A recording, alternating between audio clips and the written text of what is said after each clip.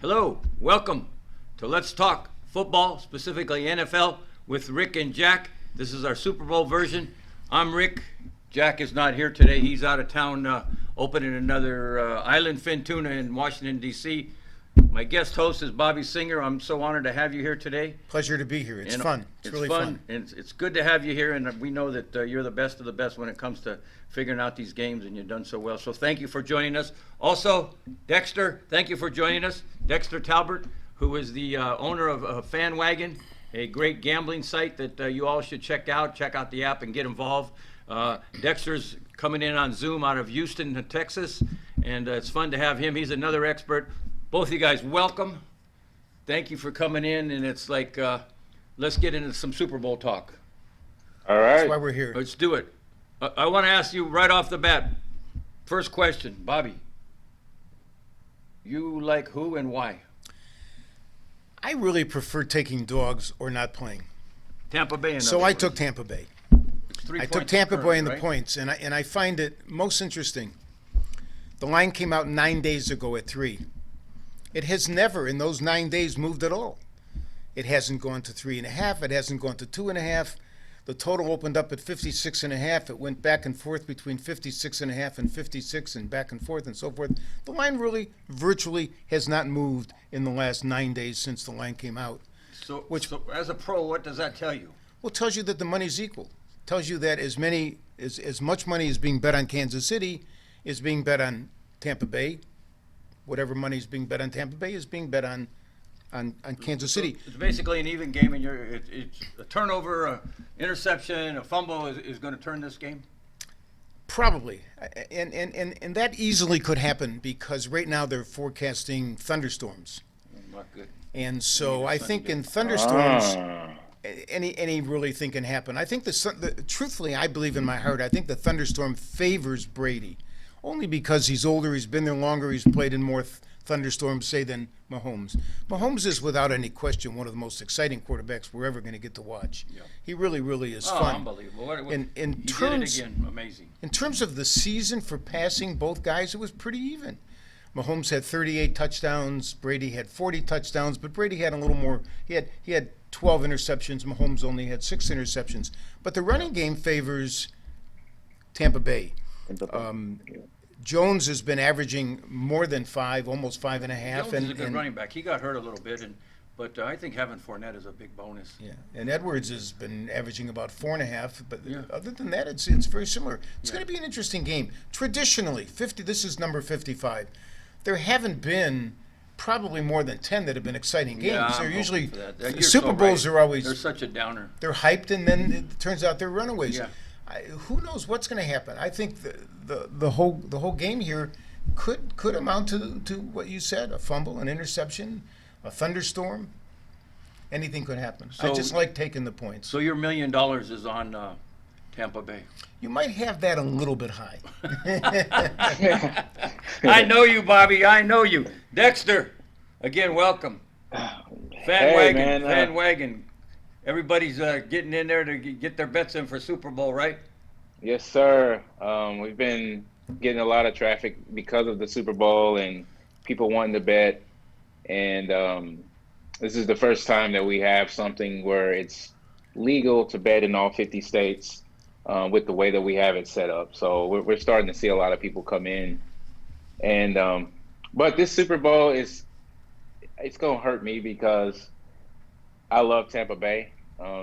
They've been my favorite team since Tony Dungy was there, Warren Sapp, Warwick Dunn, Mike Allstott. So I have my heart is all in on Tampa Bay. I really want Tampa Bay to close this because we've had some hard years. But I think this is going to be a Super Bowl, like I think it was 2009, the Steelers and the Cardinals. And great game. Great. That was probably one of the best Super Bowls in a long time. It's high scoring. I think it was 40-something to might have been 40-46 or 38-46 or something like that. But it was a high scoring game. Yeah. I think it's going to end up that way. I think Tampa is going to put up at least 36 points, maybe 34, 36. But the Chiefs, they're like the Golden State Warriors of football. They can score at will. That's the scary part about them. And if I'm making a pick of who's going to actually win this game, unfortunately, my mind says it's the Chiefs, but my heart says it's Tampa. So I'm going to say the Chiefs by a touchdown. I hope it doesn't happen. But just looking at how they play the game, I think they may win by a touchdown. Well, let's analyze why both of you have the picks you have. Bobby believes that Tampa is going to win. You believe that, even though you love Tampa Bay, the Chiefs are going to win. Bobby, tell me why. I need to know some whys, that Tampa's going to win. Other than you feel the weather favors them. I need to know for our fans so that they can make an educated bet with FanWagon. Tell us why. It just seems to me, with all that's happened this year, that it almost looks like history is being made. And that's what I look at. First of all, in a game like this where it could go either way, we all know that. I'd rather have the points than give the points. So that's one concept that I believe in strongly. And the other is, quite frankly, it has looked this whole year as if Brady is he's just on some kind of on a march. Brady year. Yeah. He's on a Brady. Can you imagine after all those years and all those rings and everything else? It's a now, fascinating story. first year with another team, 43 years old. Okay, I just think it's exciting. I really do. Mm-hmm. It is exciting. Dexter, why do you think Kansas City is going to win, even though your heart is with Tampa Bay? I think I don't call this a weakness because Tampa Bay doesn't have bad defense. But I feel like they're going to need some really good game planning because Mahomes is so good when the play breaks down. He figures out a way to, pick up the pieces and make a play. I've never seen anything like it. Amazing. Dexter is so correct. And it's so scary because the whole play can break down. And he'll go to his feet first. He'll run. If he can't run, he'll go back around. He'll make a play out of no play, and that's the thing that Tampa is gonna really need to contain is when they're able to break down the play, just be patient, because Mahomes will burn you, and he'll figure out a way to burn you. So. That's that one touchdown that I was talking about. That one touchdown that they could win by would be something like that. That I hope doesn't happen. You also have two quarterbacks that either one of them can play from behind. Yeah. Right. Especially Brady. Over. I mean, Brady's done it for years. Like Brady is so consistent with leading a team. Even the defense rallies behind Brady. Because they want to win so bad, because it's like, who are we playing for here? And what are we playing for? And that gives them that sense of purpose, because you can look at some of the old Patriots teams. Some of the old Patriots teams, all of those were not great teams that won the Super Bowl. But what they did was they were patient and they rallied around.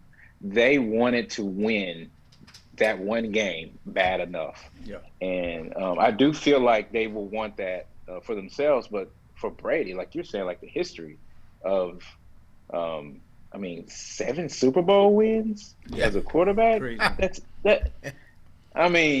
In the modern era, this isn't 1920 with leather helmets. This is how hard that is to do. Because there's 32 teams, right? Yeah. Sure are. Yeah. It's amazing what he's accomplished again. That's right. When I grew up, we had 8 teams. I think now there's 32. Yeah. Let me give both of you my take on the game. May I join in here? You guys are both experts on this, but my idea is a couple of things. Number one, my first thought is, I'm about history, and I'm talking about recent history.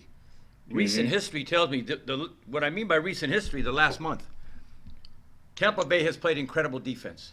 They've gone to a 4-man front with 2 incredible rushers. Pierre-Paul, Shaq Barrett. They got Adama Sue in the middle. They're tough. And then they've got a couple of linebackers, number 45 White, and I forget the other gentleman's name, 54, that are really, really quick.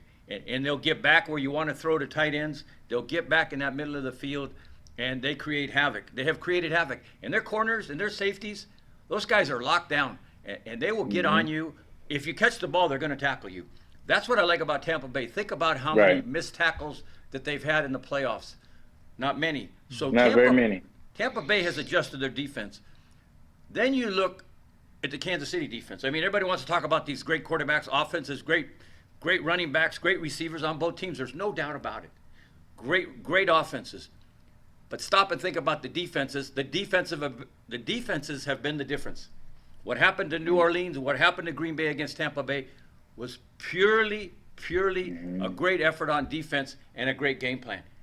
Think about Kansas City. How many points did the great Baltimore, the great Lamar Jackson, how many points did Baltimore score in that game? 3. The great Baltimore scored 3 points against Kansas City. Think about it.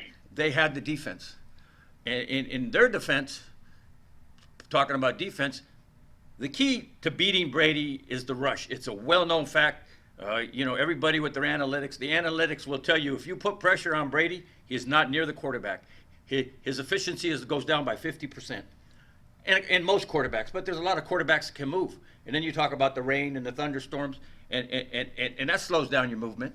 And I just think that my reason for I believe Kansas City is going to win is because their defense is going to step up better than Tampa Bay's. And what I mean by that is they're going to put a lot of pressure on Brady. Frank Clark off of the edge again. Edge rushers in big games are keys. Those guys are really keys in big games, and I know you both know that, but I think it's going to be they're still going to get their points. Let's face it.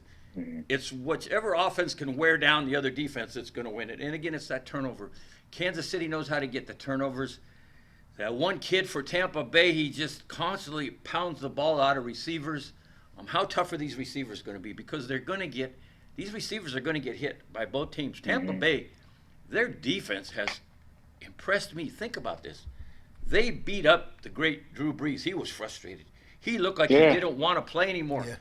They beat up the great Aaron Rodgers. He looked like he didn't want to play anymore. And right down to the fact when they were in that game at the end, and it was 3rd down and goal, he could have run and probably got the touchdown, but he hesitated because he saw that linebacker, Devin White, right in front of him, number 45, who was so quick that he hesitated and threw a bad pass. I mean, Green Bay down on the goal line, they're more efficient than anybody.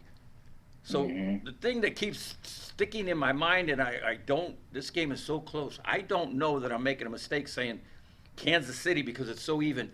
I don't know about you all, I have been so impressed by the Tampa Bay defense. I think both defenses know that and understand that they have to blitz more than they normally would. I don't think there's any question about that, but I think both quarterbacks are so good at picking up the blitz. Yeah, you want to know something funny about both teams? They're not big blitzing teams. Yeah. But they're going to have to. They play their standard defenses. Yeah. You look at Kansas City. Who's the difference maker and a guy who could be MVP? Well, it's the Honey Badger. I mean, that guy is unbelievable. He is a spy on that. He is a spy on that defense, and he'll get out there, number 32. He will be out there just sideline to sideline, just hitting people. Unbelievable. You look at those linebackers for Tampa Bay, unbelievable with lockdown cornerbacks. So I'm looking for, I don't think as many points are going to be scored as people anticipate, especially if it's wet out there. I believe if it's wet, there's going to be some big defensive plays, and who's made the most defensive plays in the playoffs? Tampa. I mean, think about that. If you just look at that, it's compelling to me. For all you viewers, I know you watch football and love this show, and make a lot of bets based on what we say. It's compelling the way Tampa Bay played defense, and that's the thing in the back of my mind saying, Rick, man, you should be on Tampa Bay because that defense is going to do it again. But then you look at the great offense that you haven't faced anybody like Mahomes' offense. That's correct. You haven't faced anybody like Mahomes' offense, and that, in the end, is why I will take Kansas City. And again, you don't give Andy Reid 2 weeks to prepare. So, I mean. Yeah. Man. I can see a commercial in my head. When it's like halftime or when there's like they go to commercial break or something and they show the highlights. all I can see is Tyreek Hill running in for a touchdown. I just keep seeing that in my head. Yeah. And Well, that's a true vision there. I That's not don't a want dream. that to happen, but Yeah. that's all I can see happening. Like, it's once he gets hot, like once he gets the ball, if he gets enough catches and gets in a rhythm, it's gonna be trouble. Like if he catches, if he gets in the first half, if he gets a good 3 or 4 good little catches where he can pick up 7 or 8 yards on each one, and he gets in a rhythm, man, it's gonna be hard to stop them. Yeah. Like they're just. How do you know, how do you stop Hill and Kelsey? I mean, really, how do you stop them? But And I forgot about Kelsey. on the other side of the ball, though, you got Mike Evans, you got Chris Godwin, you got Yep. Brait at tight end, you got Gronk, who slip in there nowadays and surprise you. Brown, is Brown coming back? Brown is Antonio back. Brown? He's a difference maker. I think the biggest difference maker in that game is going to be Leonard Fournette. There's something telling me that guy is going to have an incredible game. He's a great running back. Things went sour with the Jaguars. They've kind of built him up gradually. He's got better every week. He's gotten into it. He didn't have a lot of carries this year. But there's something to me saying Leonard Fournette is going to be the MVP of that. Well, if Leonard Fournette is the MVP, that means Tampa Bay is going to win. But in the end, I just don't think you got to talk about solutions. What are your solutions? What are your answers in this game? It's a give and take. It's defense against offense, back and forth. These defensive coordinators against the offensive coordinators.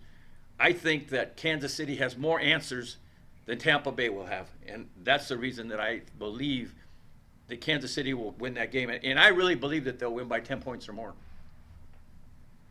Yeah, and then we go back to the Brady thing, because there's some magic or something about Brady and his whole career and where he's at and kind of everything that's happened.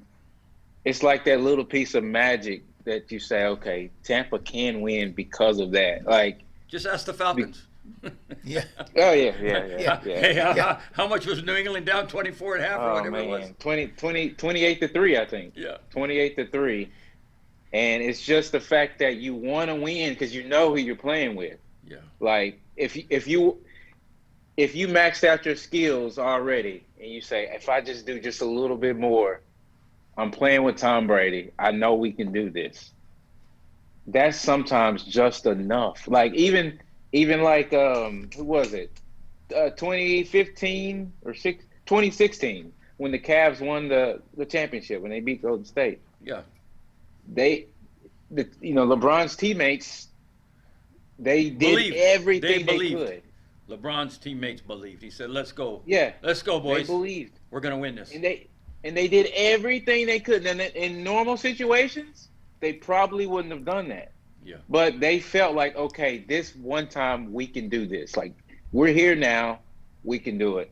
And I think that's the part where Tampa Bay has the edge, because you have Brady, who has experience. He knows how to talk to those guys. He knows how to rally them. He's played with Bill Belichick. He's been in every coach. environment and every kind of situation. So that means that through this conversation today that you've changed your bet to Tampa Bay. I won't change it. No. I won't change it. He's I on won't Tampa change Bay. it. He just doesn't think it's going to win. That game you Yeah. were talking about, the Tampa Bay Atlanta game, truly an interesting game. And the bottom line is, it was a combination of not just Brady, but it was such incredibly poor coaching on Atlanta's part, because mathematically they could not lose that game. Mathematically, They couldn't lose it. All they had to do was make sure you don't fumble and you run the ball. Just run, don't fumble, run, don't fumble, and they couldn't mathematically lose that game. Why they were throwing the ball is going to go down as a huge mystery. Yeah. Yeah, that was some bad coaching. That was some bad coaching. So one final thought from both of you. Bobby, tell me again why after this conversation that Tampa Bay is going to win this game It's challenging to do that, and I certainly don't want to go on the air and say that Tampa Bay is going to win the game. If you say to me, who did I take? I took the points because I like taking points. I think the game could go either way.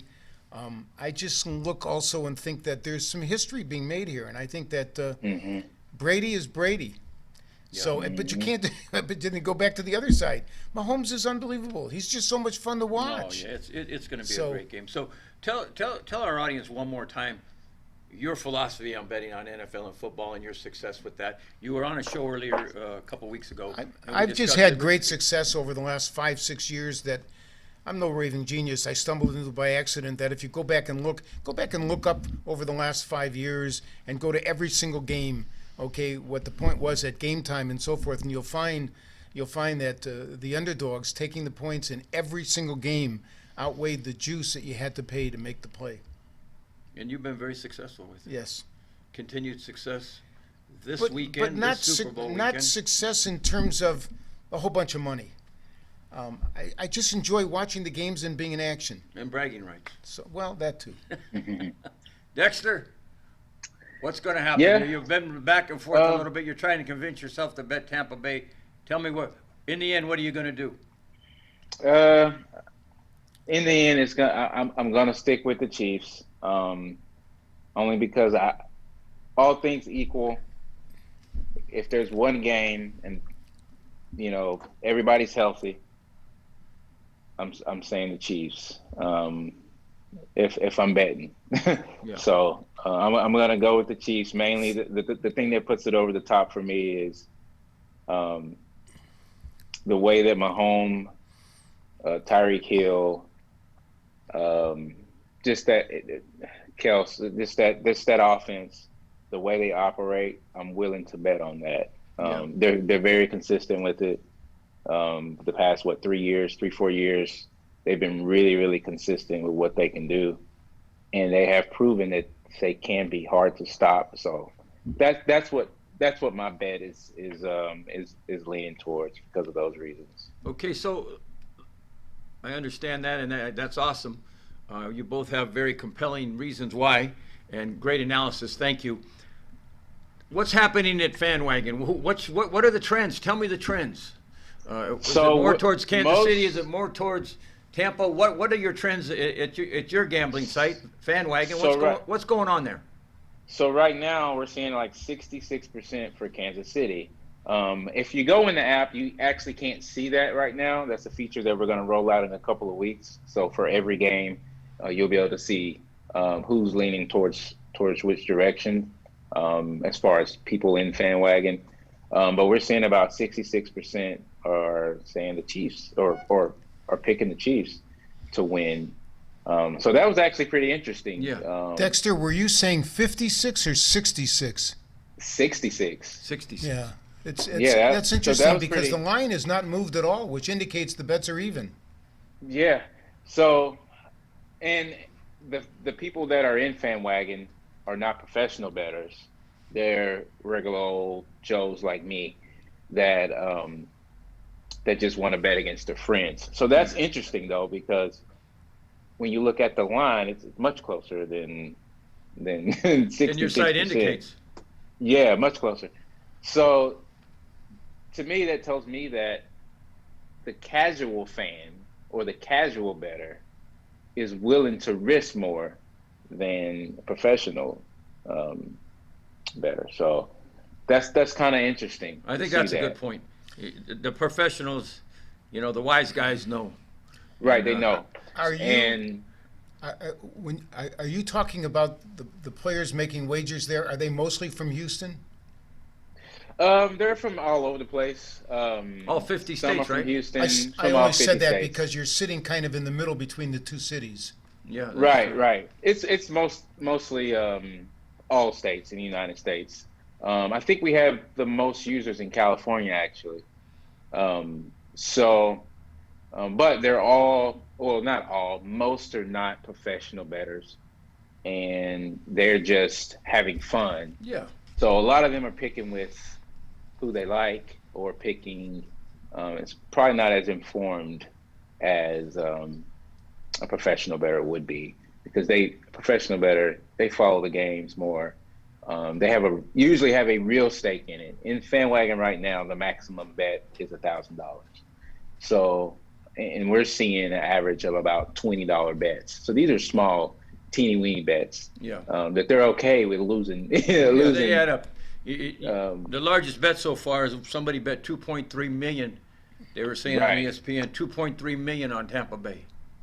Right. So that's the difference between Compelling, 2.3 million. The odds of who's going to win, and you're willing to put that much into it, $2.3 million or $100,000, and then someone who's willing to put $20. Yeah, that's a courageous bet. So I don't think they all 2.3. believe that. I don't think they all believe Kansas City. I think it's closer to 50%. If you up the stakes and these users actually had the money to do a bet over $1,000, I think the results will be much more realistic than 60. What is the largest bet that you accept at FanWagon? $1,000. $1,000. Yeah, that's a substantial bet for anybody. Do you offer exotics? Do you have who's going to receive the ball first? Who's going to make the first touchdown? Who's going to make the first down? Do you offer the exotics? A lot of people love the exotics at Super Bowl. Not yet. So we're going to introduce that. The past month, we just had it where we could do money. Just for a brief history, FanWagon started with our connection with restaurants. So you could bet on a restaurant's menu in your area or something. Oh, okay. And if you win, then the loser would pay for your next meal, and you get a coupon. Great concept. Yeah. However, COVID hit. Yeah. So when COVID hit, some of the restaurants that we're partnering with, they actually shut down, and some of the other ones, we didn't want to disrespect them by, hey, they're having a hard time. Right. So we put that on hold. Everything is still on the website. Restaurants can still sign up. It's kind of like a DoorDash for sports betting. Yeah. They can still sign up to us, but it's on hold for now. But during that time, we had to figure out a way that we couldn't regress. We had to either do better than what we had, or we couldn't regress, or your business is going to go away. So we've been wanting to do money for a long time, but finding a legal way to do it in 50 states is pretty hard. So our system is set up for gifting. So no one's guaranteed to pay out the bet, but most of the time they do, because the people that you would bet with on this app would be people that you're friends with. So normally those bets, those wagers go through. They'll go ahead and pay for it. So once we knew that, we said, okay, we need to figure out a way to involve money. So one of our partners is partnered with a gift card company, and they have Visa gift cards. So we were able to connect with them. So now when a bet is over with, I pay that wager, they receive a Visa gift card, a digital one. So they get an email with it, or they can look at it. They can open up the app. It's in the app too. So it's an actual Visa card that you can spend anywhere or transfer to your bank or whatever. Interesting concept. So that's what we went to, and we will be raising it after. We're going to collect some data over this next month, and once we get a good idea of who's spending what, on which games, on what times, we're going to collect some good data, and then we're gonna raise it. So right now it's 1,000 for the max of the wager, and then once we get some more information, we'll market towards that, and then we'll raise it. Good. So, as you can all see, it's a very fascinating site, fascinating app. Please check out FanWagon and our good friend Dexter.